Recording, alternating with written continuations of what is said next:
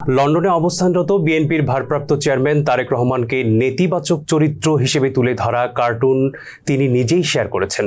গত 7 August cartoonist মেহেদী ফারুকের আঁকা কার্টুন রোববার নিজের ভেরিফাইড ফেসবুকে শেয়ার করেন লন্ডনে অবস্থানরত তারেক রহমান।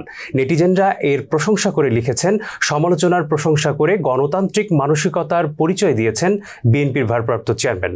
16 বছর ধরে যুক্তরাজ্যে থাকা তারেক রহমান দেশে যোগাযোগ করেছে ভার্চুয়াল মাধ্যমে। গত বৃহস্পতিবার তিনি ভিডিও কনফারেন্সের মাধ্যমে বক্তৃতা করেছেন বিএনপি মহাসমাবেশে। মেহেদী ফারুকের আঁকা কার্টুনে বোঝানো হয়েছিল ক্ষমতা লিপ্সায় তারেক রহমান ভার্চুয়াল দুনিয়া ছেড়ে বাংলাদেশের দিকে আসছেন। তারেক রহমান এই কার্টুন শেয়ার করে লিখেছেন, আমি গভীরভাবে আনন্দিত যে বাংলাদেশের রাজনৈতিক কার্টুন আঁকার স্বাধীনতা পুনরুদ্ধার হয়েছে।